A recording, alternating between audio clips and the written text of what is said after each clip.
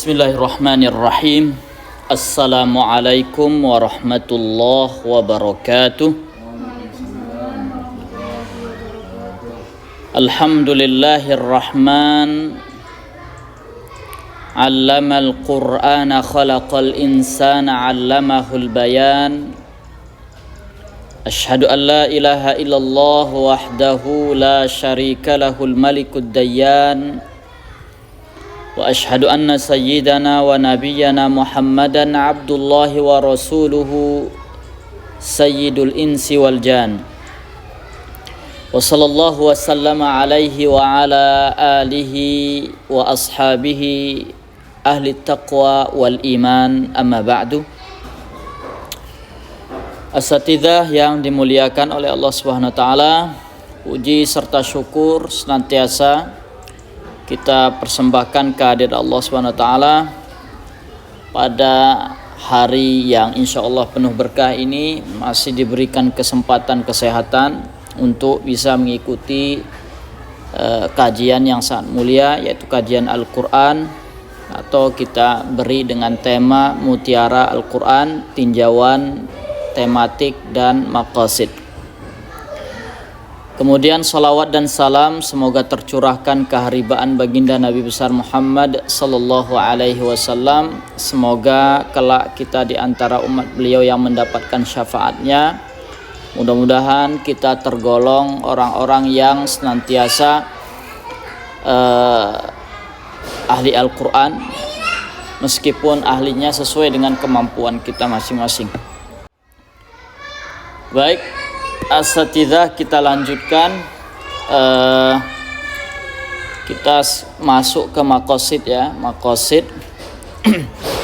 Dan tema lengkapnya sudah saya post tadi di grup.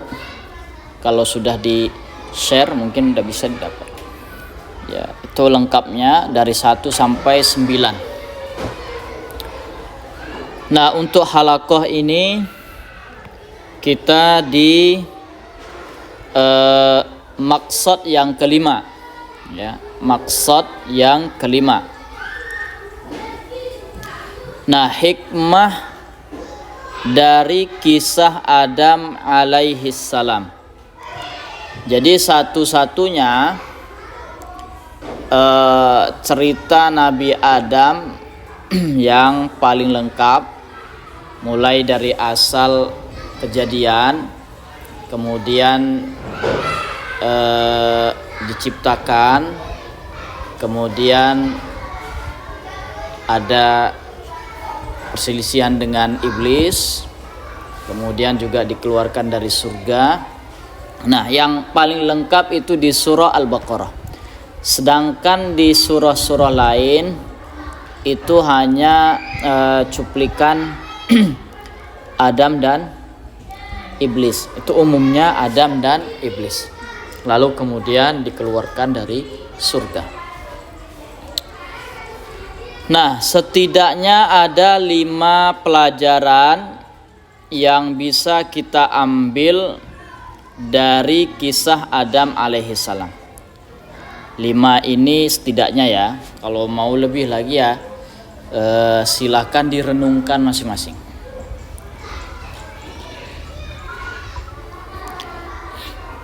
Yang pertama, musyawarah dan sosialisasi sebelum bertindak.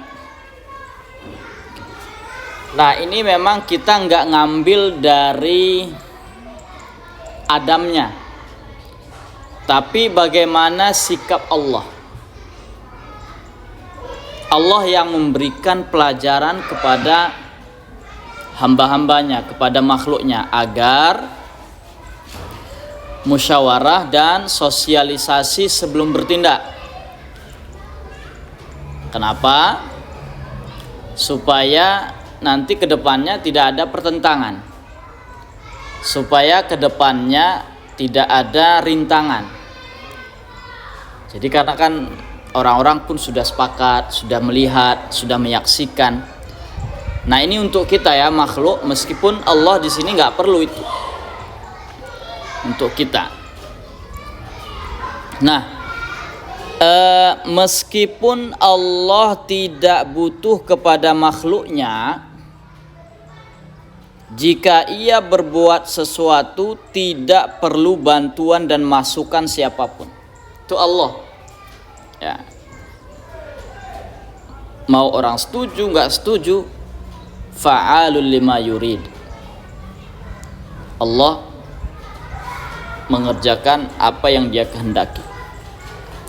Akan tetapi Allah memberikan pelajaran kepada hambanya bahwa kita jika hendak berbuat sesuatu, apalagi sesuatu yang baru dan dianggap sangat penting untuk kemaslahatan, maka hendaknya kita melakukan sosialisasi atau musyawarah terlebih dahulu kepada pihak terkait.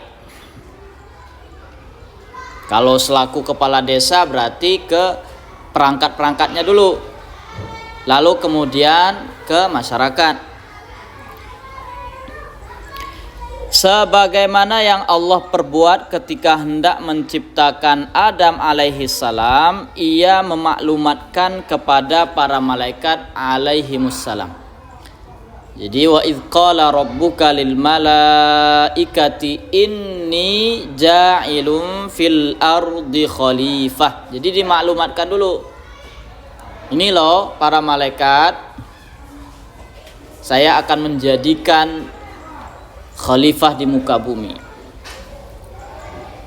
Walaupun kan tidak ada di situ dijelaskan bagaimana menurut kalian. Tapi memang malaikat langsung menjawab, ngerti. Qalu ataj'alu fiha may yufsidu fiha wa yasfikud dima. Jadi malaikat itu menanyakan kembali, ya, ingin lebih luas lagi pengetahuannya.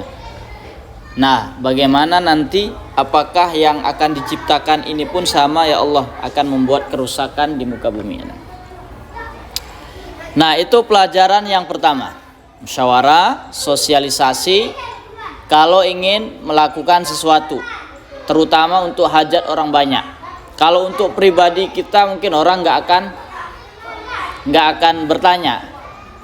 Kalau kita ingin membangun rumah, nggak perlu sosialisasi, nggak perlu musyawarah sama orang. Kalau yang penting ada duitnya, bismillah. Tapi kalau untuk misalnya membuat jalan bersama-sama, membuat sumur sama-sama, kemudian memasukkan bibit ikan ke sungai sama-sama, ya, yang penting berkaitan dengan masyarakat. Nah, itu perlu sosialisasi dan musyawarah. Kemudian pelajaran yang kedua, jujur tanpa berbelit-belit. Biasanya orang jujur itu lempeng. Orang bohong itu berbelit-belit, bertele-tele. Ya. Sikap keingintahuan malaikat terhadap spesifikasi makhluk baru yang akan Allah tempatkan di bumi, dan ketika mereka tidak mampu dan tidak tahu tentang ilmu yang Allah ajarkan kepada Adam alaihissalam, mereka langsung mengatakan apa? Qalu subhanaka la ilma lana illa ma 'allamtana innaka antal alimul hakim. Jadi malaikat itu yang harus kita tiru dari mereka. Mereka tidak bertele-tele, tidak ngeles lah bahasanya. Kalau memang nggak ngerti dan nggak tahu, mereka langsung bilang, qalu subhanaka la ilma lana illa ma 'allamtana innaka antal alimul hakim. Senada juga dengan hal ini yang dilakukan oleh para ulama. Para ulama terdahulu mereka tidak takut mengatakan la adri. La adri. Oh, masalah ini aku belum tahu. Masalah ini belum saya cek. Masalah ini gak ada gambaran. Itu jangan malu seperti itu. Bahkan Imam Malik begitu banyak, ada orang jauh datang kepada beliau, kemudian menanyakan banyak masalah, yang dijawab cuma sedikit. Jadi kata yang bertanya ini, wahai imam, jauhnya saya datang kemari membawa segudang pertanyaan, cuman ini yang tuan guru bisa jawab, katanya. Karena warok ya, termasuk juga sikap kalau tidak tahu bilang tidak tahu, ini adalah sebuah sifat warok. Warok itu menjaga diri dari kesalahan, menjaga diri dari syubhat, sikap kehati-hatian. Nah, inilah sikap yang ditunjukkan oleh para malaikat. Sekalipun itu Adam baru diciptakan. Baratnya kan malaikat ini udah senior jauh kan, sudah makhluk yang sudah berpengalaman.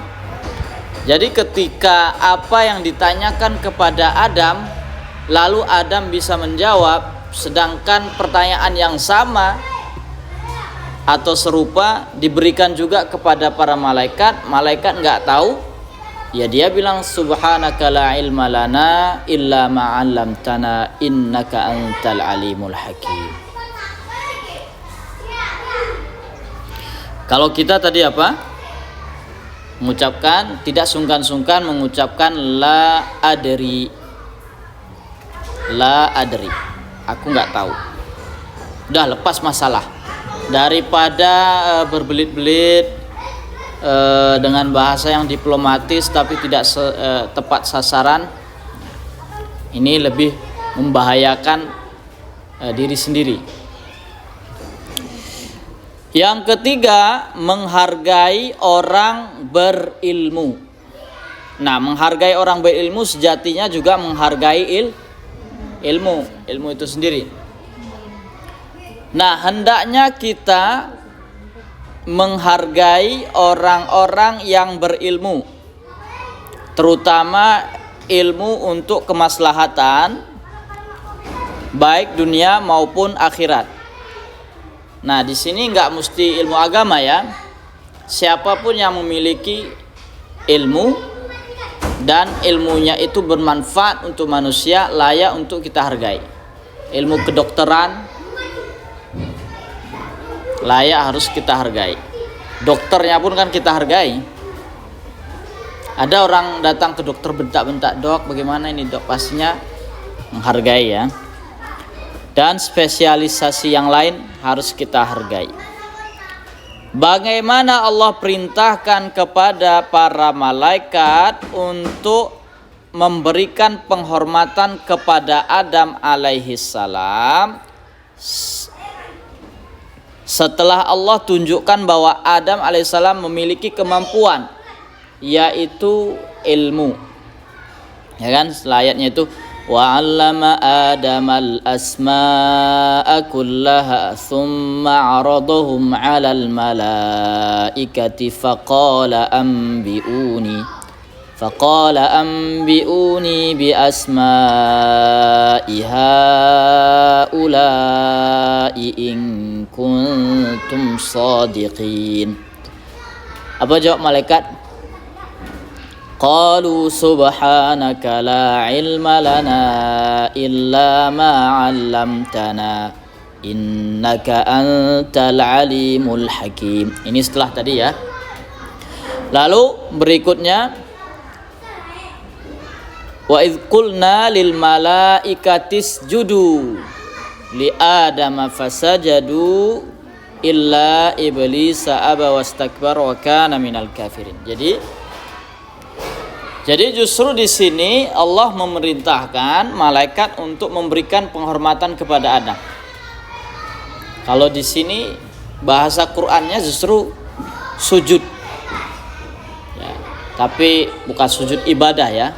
Sujud dalam artian memberikan penghormatan. Sujud ta'zim. Nah, kalau prakteknya sekarang ini itu enggak berlebihan, karena itu bukan ibadah. Kalau kita perhatikan ada beberapa kebiasaan orang tua dan anaknya itu mencium kaki orang tuanya. Mencium kaki orang tuanya. Nah, ini tidak berlebihan. Itu adalah sikap adab. Itu kalau apa? Kalau sama guru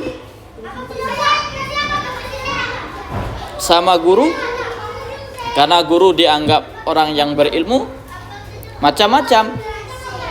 Ada yang mencium kepalanya. Kalau di Arab biasa mencium kepala.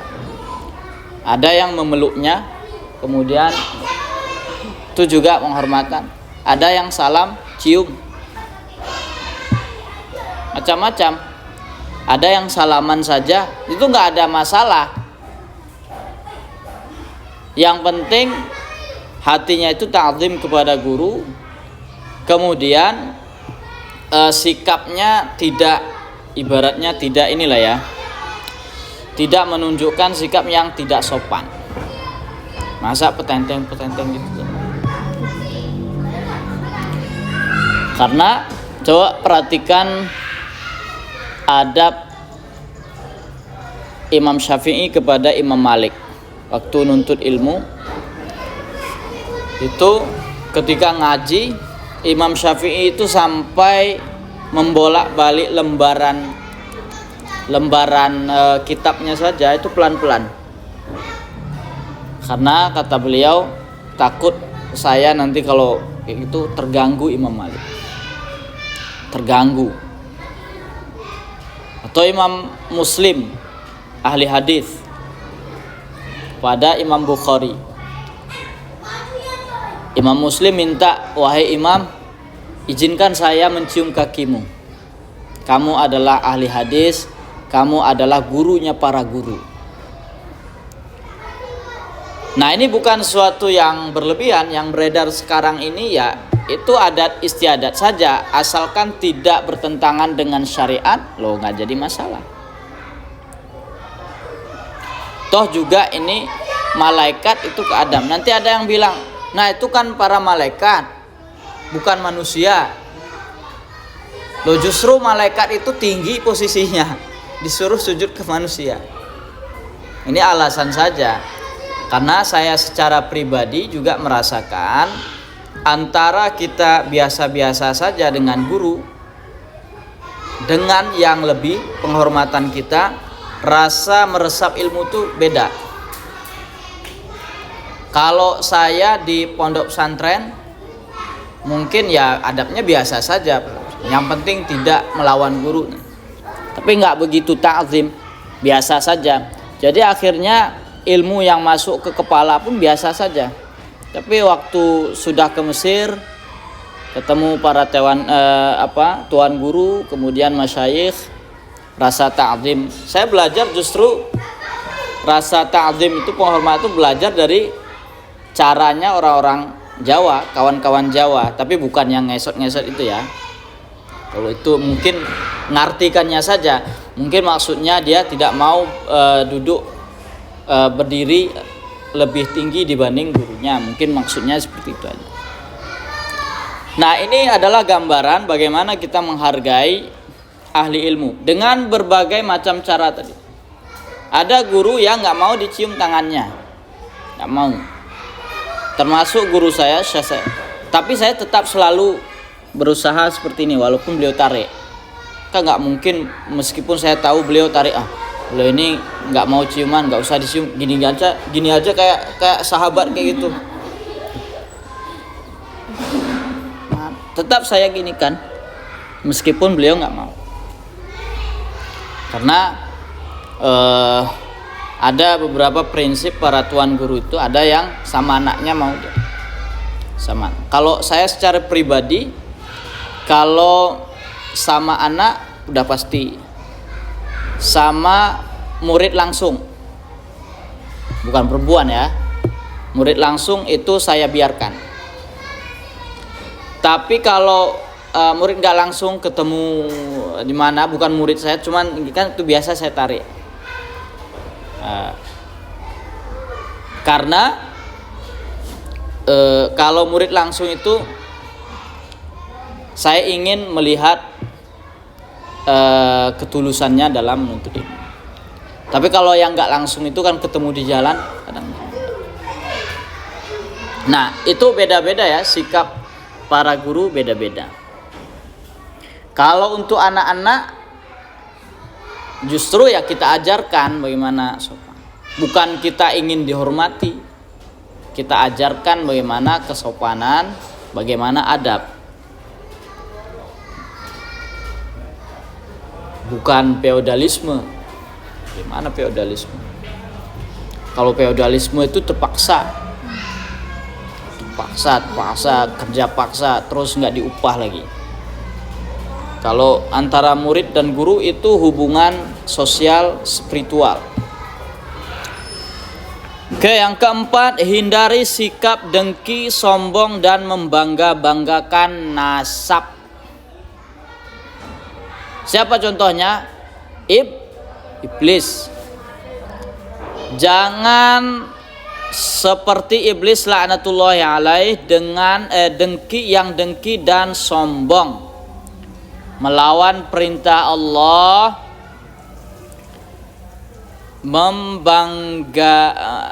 membangga-banggakan asal usul kejadian hingga ingin menjerumuskan Adam alaihi salam. Ini banyak kali dosanya nih. Hanya karena Adam alaihissalam adalah makhluk baru tercipta dari tanah. Nah, ini iblis paket lengkap. Paket lengkap.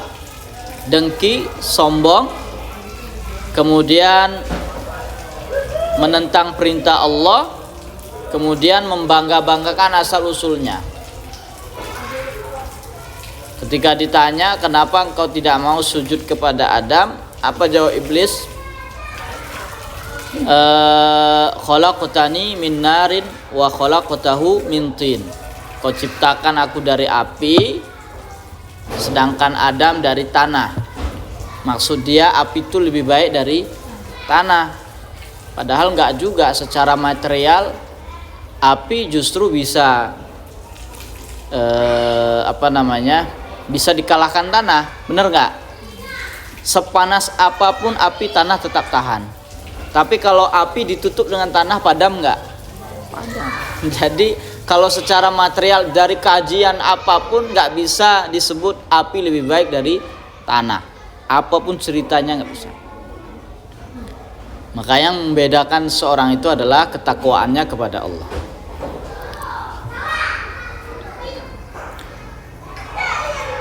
Kalau di sini nasab, misalnya terapannya untuk zaman sekarang, ya kalau bernasabkan orang bangsawan, orang berdarah biru, disombong-sombongkan, kakekku itu loh raja, kakekku itu loh penghulu, kakekku itu loh bupati misalnya. Nah itu zaman sekarang ya kayak gitu.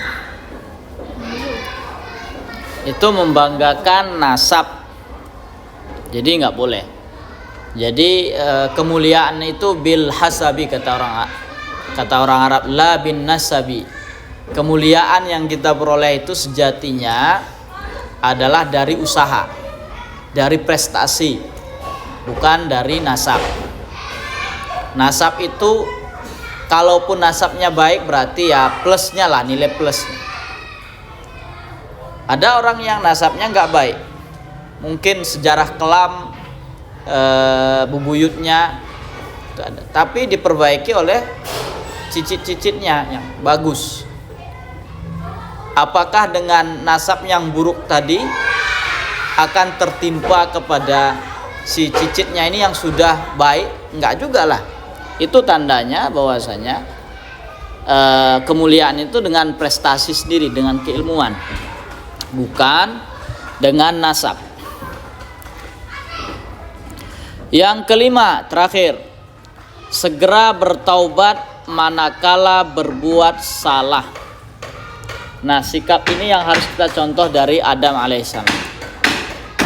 Setelah Allah keluarkan Adam alaihissalam beserta istri dari surga akibat makan buah dari pohon terlarang, ia mengakui kesalahan dan merasa telah menzolimi diri sendiri, lalu memohon ampun kepada Allah. Jadi Adam itu enggak juga menentang. Ketika Allah katakan, misalnya Allah firmankan, qulna bitu ba'dukum li ba'din adu, ya kan? Apa itu ayatnya? Qulna bitu ba'dukum li ba'din adu walakum fil ardi mustaqarru wa mata'un ilahin. Enggak ada di sini diceritakan Adam itu menentang. Ya Allah, kenapa begitu ya Allah? Kenapa enggak maafkanlah kami, biarkan kami di sini? Enggak ada. Karena itu sebuah konsekuensi dari kesalahan. Karena sudah bersalah, mengakuinya, kemudian tidak menentangnya. Baik, langsung diturunkan. Nah, setelah diturunkan, barulah fatalaqqa Adamu min rabbih kalimatin fataba alaih. Jadi Adam itu menerima beberapa kalimat dari Allah. Artinya seakan-akan seperti inilah.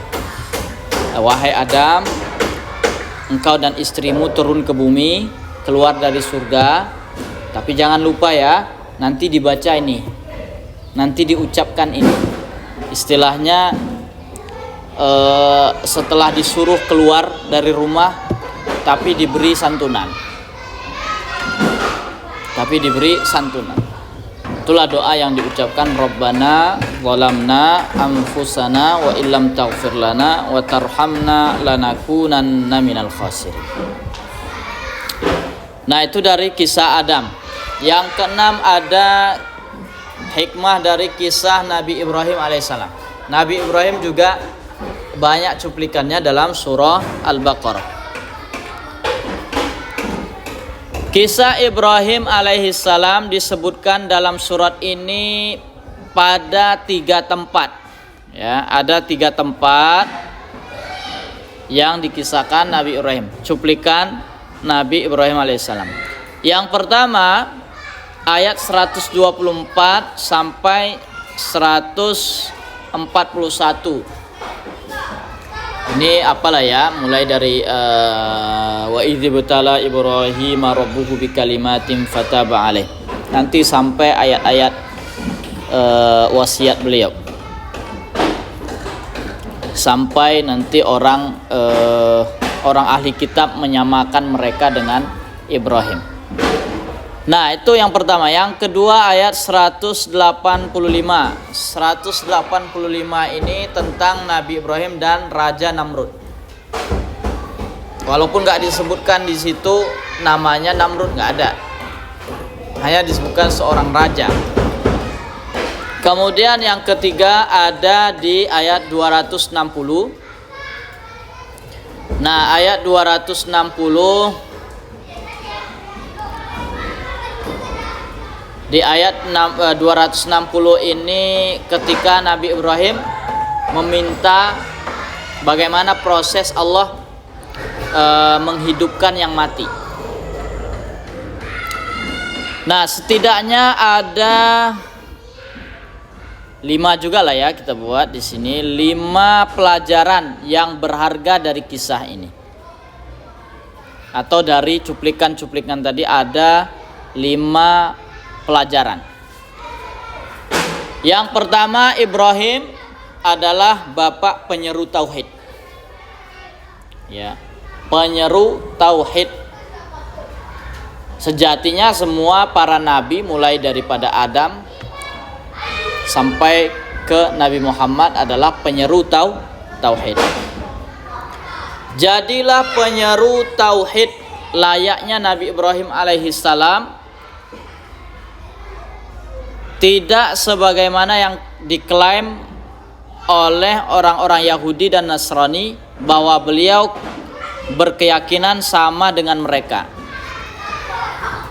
Jadi kan mereka mengatakan Ibrahim itu sama saja dengan mereka. Nah, Al-Quran membantahnya, enggak, beda. Ibrahim itu menyeru tauhid, sedangkan kalian musyrik. Makanya disebutkan wa ma kana minal musyrikin. Ibrahim itu tidak, tapi kana hanifam muslimah.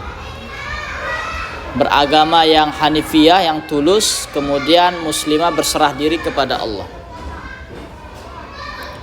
Itu yang pertama ya. Kita juga harus meniru itu, menyeru kepada tauhid.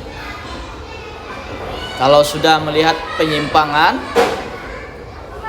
bukan hanya tauhid secara nyata ya. Kalau kita lihat mungkin kalau sekarang kalau kita buatkan patung dari emas sekalipun, kita suruh orang menyembah nggak akan mau. Tapi patungnya kita hancurkan, jadikan emas berkeping-keping, orang akan bunuh-bunuhan untuk ngambilnya. Contohnya di Sudan sekarang. Saya pikir dulu yang perang itu non muslim dengan muslim, ternyata sama orang muslim, karena memperebutkan tambang emas. Jadi penyeru tauhid.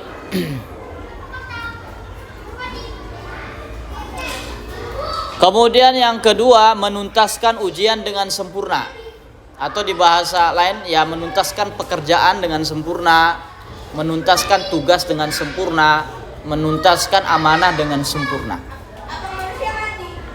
Makanya Ibrahim ketika Allah perintahkan wa idzi batala Ibrahim rabbuhu bikalimatin fa atammahun. Jadi Allah menguji Ibrahim dengan beberapa kalimat, lalu Ibrahim menyempurnakannya, melaksanakannya dengan baik. Nah, ini pelajaran berharga bagi kita untuk ketika diberikan amanah, ketika diberikan tugas, tuntaskanlah dengan baik. Bukan dengan acuh tak acuh, bukan dengan serampangan. Jadi seperti Nabi Ibrahim alaihissalam. Nah, di sini yang saya ambil hanya riwayat saja ya. Dengan berbagai macam pendapat bahwasanya kalimat yang dimaksud itu apa saja. Jadi ada sebuah riwayat dari Abdul Razak, dari Ma'mar, dari Tawus, dari Ibnu Abbas radhiyallahu taala anhu. Ingatlah ketika Ibrahim alaihissalam diuji Tuhannya dengan beberapa kalimat, lalu ia menyempurnakannya, artinya menuntaskannya dengan baik. Allah uji Ibrahim dengan toharoh. Nama toharoh. Toharoh menyucikan, ya, kesucian. 5 di kepala dan 5 di badan. 5 di kepala itu memotong kumis, potong. Qassus syarib, bukan cukur ya. Nah, ini cukur nih, dia potong, gunting. Kemudian kumur-kumur, istinsyak apa, memasukkan ke dalam hidung. Kemudian bersiwak. Kemudian membelah rambut ini mungkin ya di zaman itu ya. Zaman itu bahkan di zaman Nabi pun, Nabi antara Madinah dan Mekah beda ya. Ada yang gini, ada yang gini. Karena membedakan dengan orang Yahudi. Kalau di Mekah berarti membedakan diri dengan orang musyrik. Bagaimana rambut orang musyrik, Rasulullah buat beda supaya nggak sama. Kalau di Madinah bagaimana rambut orang Yahudi, Rasulullah buat beda supaya beda dengan orang Yahudi. Nah, ini intinya kalau kita sekarang ya merapikan rambut. Merapikan. Kalau dulu itu membelah gini. Satu memang kan rata-rata rambutnya panjang. Kalau nggak ke sini itu cuman ke sini, ya kan? Nggak bisa ke sini, itu nggak bisa, nanti sebelah lebih kayak gini karena panjang segini. Jadi nggak sesuai sama style zaman itu. Ya kalau sekarang bahasanya ya merapikan rambut. Berarti kalau merapikan rambut berarti sudah mengikuti sunnahnya Ibrahim. Kemudian pada badan, motong kuku. Motong kuku kalau udah panjang, ya walau perempuan laki-laki sama ya, potong kuku. Ini kadang laki-laki potong kuku, perempuan.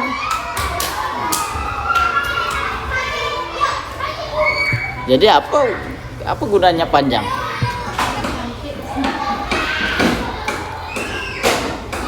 Kemudian maaf cakapnya mencukur bulu kemaluan.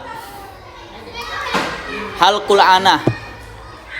Ya kalau potong kuku mungkin seminggu sekali. Seminggu sekali itu ininya lah ya, idealnya. Kalau lebih dari seminggu dia sudah terlalu panjang. Mencukur bulu kemaluan sebulan atau 40 hari sekali. Khitan seumur hidup sekali. Enggak terus khitan setahun sekali. Kalau anak-anak itu kan khitan seumur hidup sekali. Dan Nabi Ibrahim berkhitan.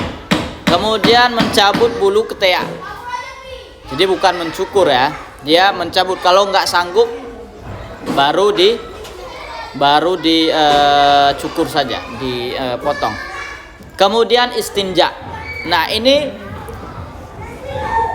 kalimat yang dimaksud salah satunya kalimat yang dimaksud Allah uji kepada Nabi Ibrahim dan Nabi Ibrahim menuntaskannya. Semuanya dilaksanakan dengan baik. Nah, secara umumnya tadi apapun diberikan tugas kepada kita, diberikan amanah kepada kita, laksanakan dengan sebaik mungkin.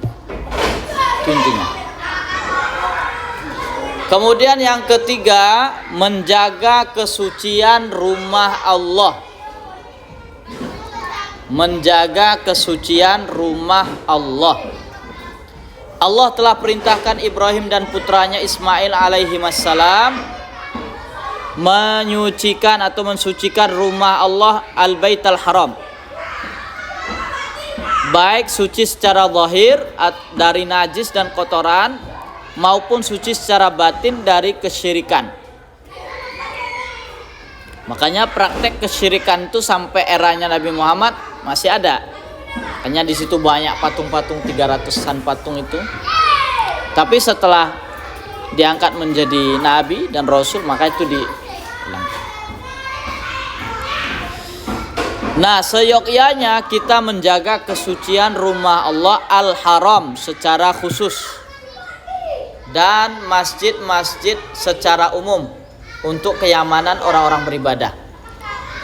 Jadi ke Masjidil Haram bagi yang nggak tahan bisa merokok, ya tahan dulu lah pas umroh lah. Ini ada yang di depan Masjidil Haram itu, di sini hotel-hotel yang terdekat. Itu saya lihat sendiri, makanya saya bisa ngomong. Ini nggak ada adabnya. Sucikan rumah Allah. Coba bayangkan orang merokok, baunya permanen nggak di mulut? Permanen. Mau gosok gigi, mau prestin apapun, kumur-kumurkan tetap juga. Kecuali mau kumur-kumur pakai apa itu namanya, backlin, cuci lantai itu, biar orangnya sekaligus apa. Jadi tetap permanen dia. Setiap kita sholat, bacaan sholat, nah mulut bau, itu malaikat menjauh. Kalau kita dalam konteks rumah Allah juga jaga kesuciannya. Ya. Jaga kesucian rumah ibadah. Jangan sampai berludah di pekarangan masjid, di halaman masjid, buang sampah di masjid.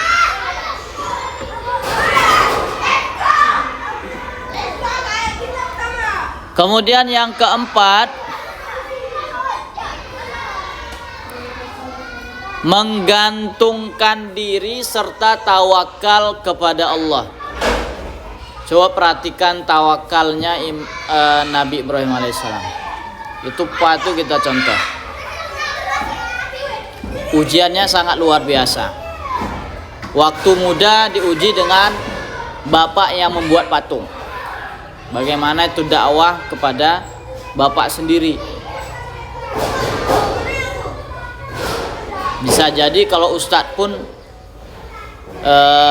kalau di mimbar berapi-api, bisa jadi sama keluarga agak sulit juga, berat. Nah, Nabi Ibrahim seperti itu. Ketika diuji nggak ada anak, lama sekali. Begitu menikah dengan Hajar, habis itu Allah kasih anak yang lagi tampan-tampannya, lagi bagus-bagusnya, lagi enaknya menjadi kawan bercanda, kawan bekerja, tiba-tiba disuruh disembelih. Kemudian meninggalkan anak dan istri yang masih kecil di biwadin ghairi dzi zar'in, ya, di tempat yang tandus, nggak ada air, nggak ada penghuni, nggak ada tanah yang subur, ya. Nah, itu ujiannya. Tapi tawakal Nabi Ibrahim itu sangat luar biasa. Banyak hal yang patut kita contoh dari tawakal Nabi Ibrahim alaihissalam, seperti saat dilemparkan oleh Raja Namrud ke dalam kobaran api. Tawakal saja, bismillah, karena keyakinan kepada Allah bahwa api tidak akan membakar, ya akhirnya keluar dari api malah kedinginan. Lalu beliau mengatakan hasbunallahu wa ni'mal wakil. Hasbunallahu wa ni'mal wakil.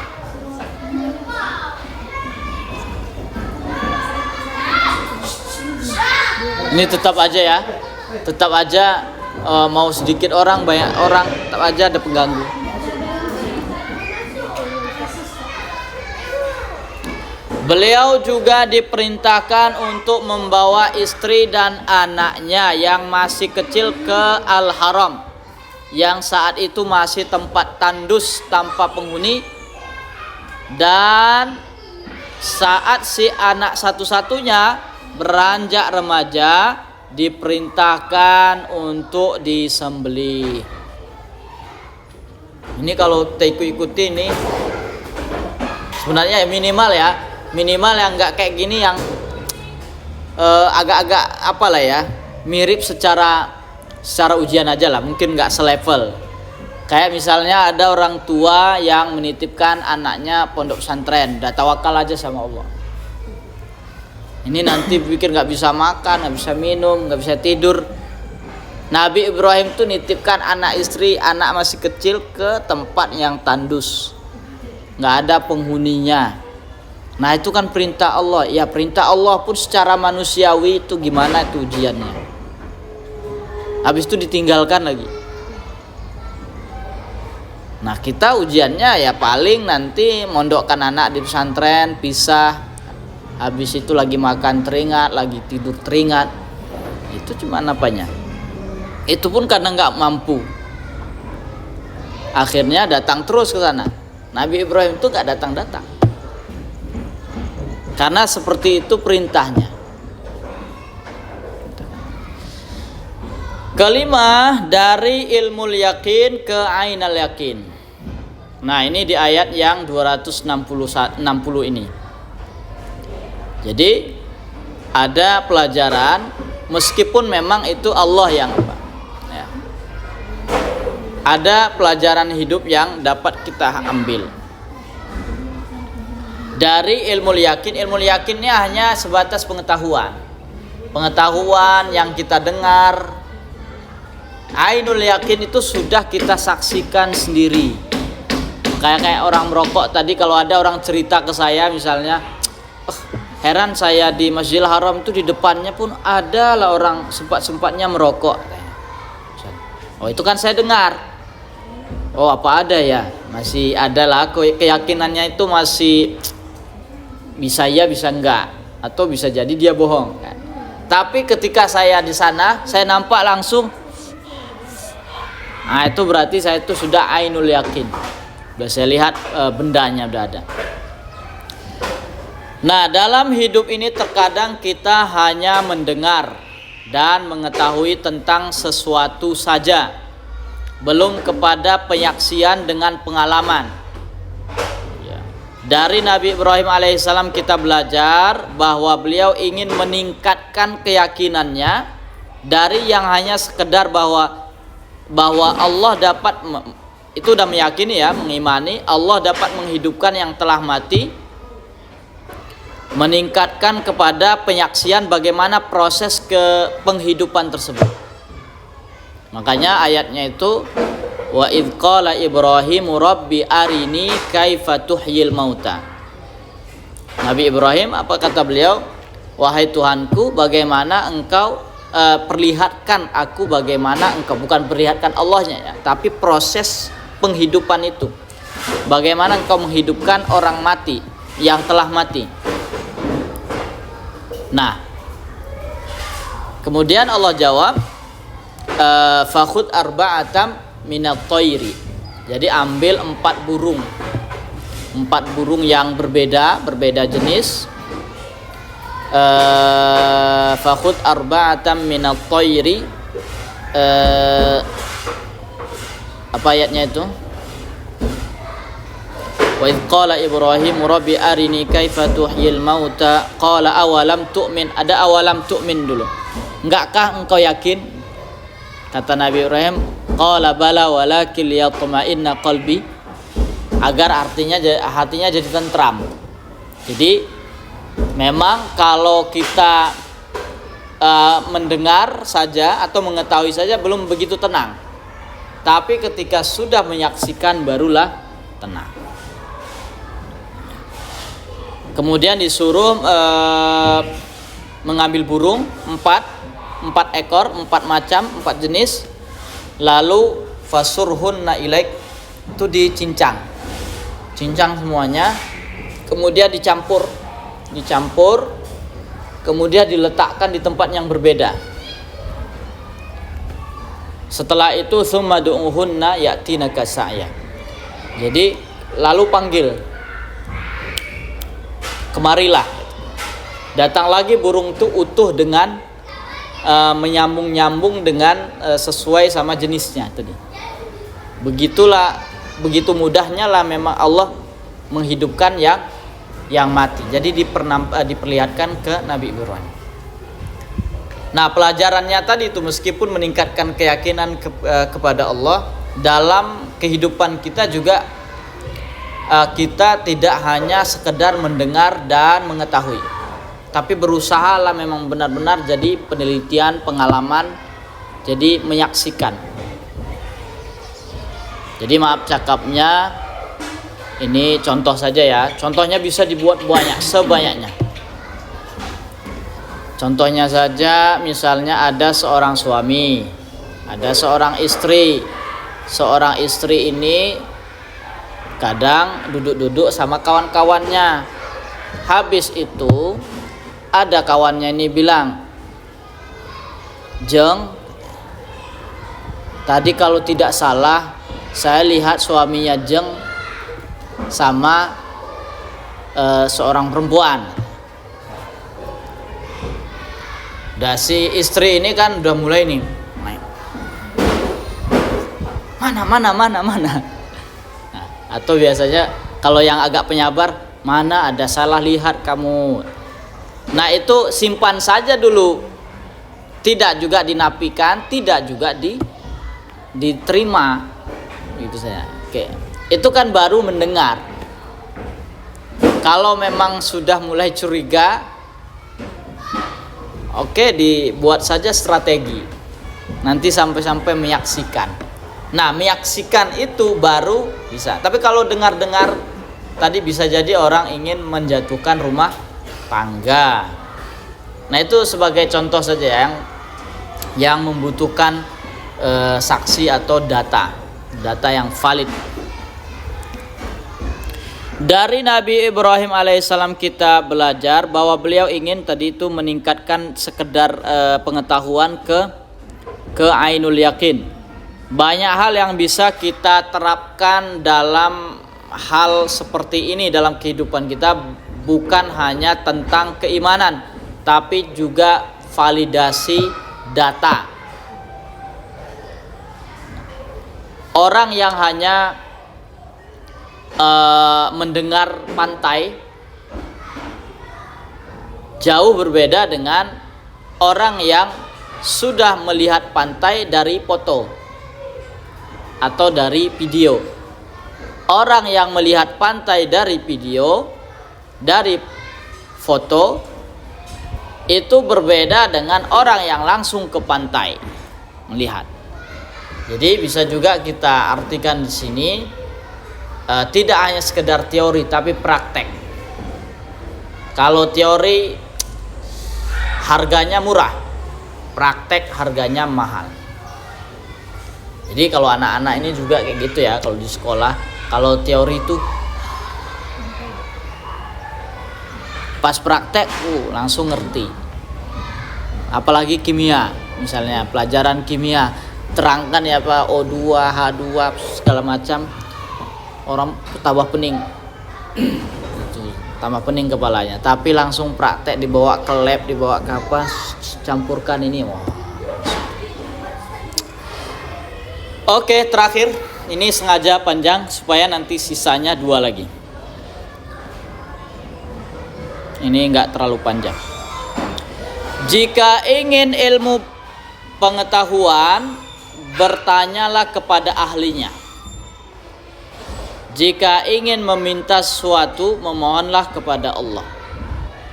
Jadi kalau ingin tahu sesuatu ya tanya ke ahlinya. Itu membuktikan bahwasanya kita kualitasnya tinggi. Kalau asal-asal bertanya aja ke orang yang enggak jelas, berarti itulah kualitas kita. Jika ingin meminta sesuatu, mohon kepada Allah. Jangan biasakan minta kepada makhluk. Biasakan minta kepada Allah.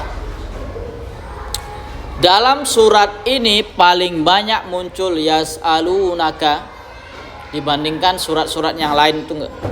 Di surah Al-Baqarah paling banyak yas'alunaka, mereka bertanya kepadamu, artinya sahabat ya.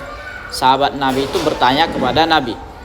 Mereka bertanya kepadamu Muhammad sallallahu alaihi wasallam dibandingkan surat-surat yang lain setidaknya ada 6 kali sahabat bertanya kepada Nabi sallallahu alaihi wasallam. Bahkan Ibnu Abbas berkata, tidaklah mereka sahabat bertanya kepada Nabi kecuali hanya 13 masalah. 13 masalah dan semuanya ada dalam Quran. Dan 6 masalah ada di surah Al-Baqarah. Setengahnya ada di surah Al-Baqarah. Setengahnya lagi di surat-surat lain yang 113 itu dibagi. Pertama mereka tanyakan tentang bulan sabit. Yas'alunaka 'anil ahillah, tentang bulan sabit. Apa jawab Nabi? Qul hiya mawaqitu lin-nasi wal hajj. Itu adalah waktu-waktu untuk kita manusia dan juga waktu haji. Kemudian tentang apa dan kepada siapa mereka berinfak. Yas'alunaka madza yunfiqun. Qulil afu. Ya. Katakanlah mereka bertanya apa yang mereka infakkan, yaitu harta yang berlebih, bukan yang ada langsung dikasih semua, tapi yang lebih. Qulil afu itu artinya harta yang lebih daripada kebutuhan. Bukan qulil afu itu katakan afwan, enggak, mentang-mentang qulil afwan. Jadi ada orang yang apa yang diminta diinfakkan, ada orang yang meminta katakan afwan. Bukan itu maksudnya. Katakan maaf, bukan, tapi harta yang berlebih. Kemudian tentang khamar. Oh ya, tentang bulan haram yang tidak boleh berperang di dalamnya. Itu juga ada ya. Tentang khamar dan judi. Yas'alunaka 'anil khamri wal maisir. Qul fihima itsmun kabiru wa manafi'u lin-nasi wa itsmuhuma akbar, dan seterusnya. Tentang anak yatim, wa yas'alunaka 'anil yatama qul islahul lahum khair. Wa in tukhalituhum fa ikhwanukum fid din. Kemudian tentang darah haid, wa yas'alunaka 'anil mahid qul huwa adza, katakanlah itu kotoran. Semua pertanyaan tersebut ada kata kulnya, perhatikan. Ketika wa yas'alunaka pasti kul. Jawablah, katakanlah. Sebagai perintah kepada Nabi sallallahu alaihi wasallam untuk menjawab. Ada pertanyaan yang tidak menggunakan kata kul, melainkan langsung fa inni qarib, yaitu tentang Allah sendiri. Sesungguhnya ia dekat dengan hambanya. Ayat ini tentang berdoa, bisa dikatakan sebagai sayyidatul as'ilah atau sayyidul as'ilah ya, karena menunjukkan bahwa hajat seorang hamba bisa langsung mohon kepada Allah tanpa melalui perantara, maka Allah akan kabulkan. Makanya ayatnya, dan nggak beda juga dengan yang tadi ya, wa yas'alunaka anillah, nggak ada. Tapi wa idza sa'alaka ibadi anni fa inni qarib, nggak ada kul fa inni qarib, kul inni qarib, nggak ada. Fa inni qarib ujibu da'watad da'i idza da'an.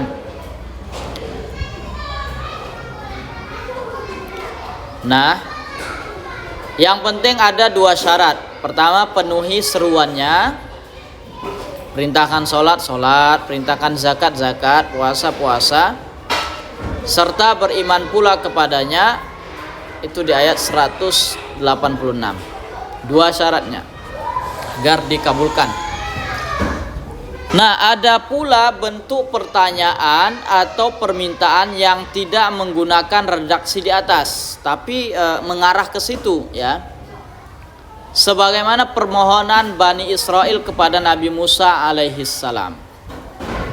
Jadi sahabat juga meminta, ada gambaran lain Bani Israel juga meminta. Apa bedanya? Bedanya bahkan permintaan mereka terkesan lancang dan kekanak-kanakan. Seperti meminta kepada Musa agar Allah memperlihatkan wujudnya. Oh, ini pertanyaan luar biasa ini. Permintaan yang lalu setelah meminta Nabi Musa, arinallaha jahrah, perlihatkan kepada kami Allah secara nyata. Lalu mereka nggak sanggup. Lalu mereka mati satu persatu disambar petir. Kemudian Allah hidupkan kembali. Nah, ini ayat 54 sampai 55 yang tsumma ba'atsnakum min ba'di mautikum la'allakum tashkurun. Jadi ketika mereka itu sudah mati sebenarnya. Mati satu-satu, dia nampak kawan yang di samping dia itu mati. Tapi nanti setelah mati semua dihidupkan, ya kayak itu lagi, berulah lagi.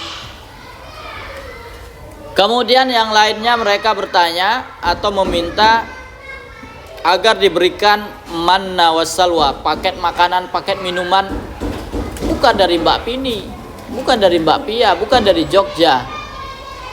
Paket makanannya langsung dari langit, bukan dari rumah makan Padang, enggak. Langsung dari langit minta pada Nabi Musa, berikan kami makanan, kami lapar. Turun paket makanan minuman. Itu di ayat 57. Ya, walaupun manna wassalwa itu banyak penafsiran ya, tapi ya makanan, paket makanan dan minuman. Lalu meminta air saat mereka kehausan.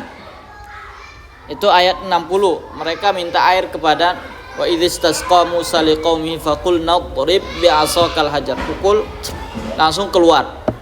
Keluar pun bukan satu mata air. Berapa? Isnata asyrata aina, 12 mata air langsung. Jadi 12 suku itu bisa minum masing-masing sukunya. Meminta makanan beraneka ragam. Ini dia nggak mau makanan satu macam, tapi dia minta berbagai macam. Ini dikasih mentimun, dikasih pokoknya sayur-sayuran lah dan sejenisnya. Semua permintaan mereka hampir semua terpenuhi.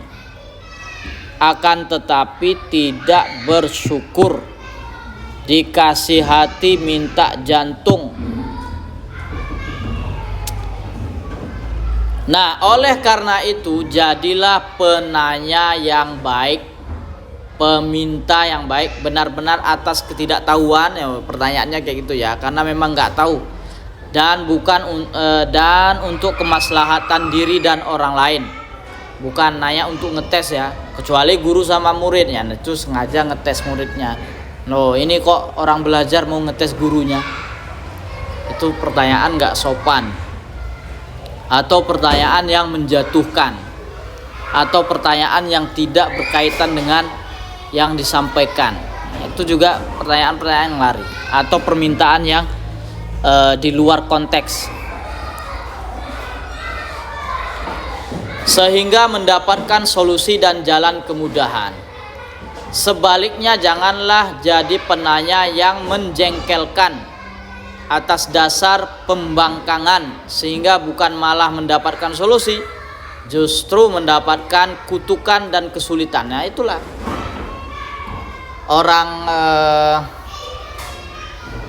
orang Bani Israel disuruh menyembelih sapi apa saja disembelih terserah, malah minta lagi sapinya bagaimana, tua apa muda, sapinya bagaimana, apa warnanya. Akhirnya sulit.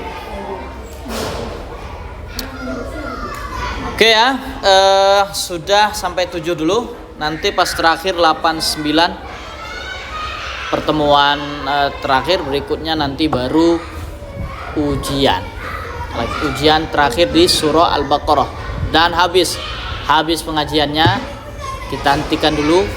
Nanti setelah tahun ajaran baru kita lanjutkan lagi. Subhanakallahumma wa bihamdika asyhadu an la ilaha illa anta astaghfiruka wa atubu ilaik. Assalamualaikum warahmatullahi wabarakatuh.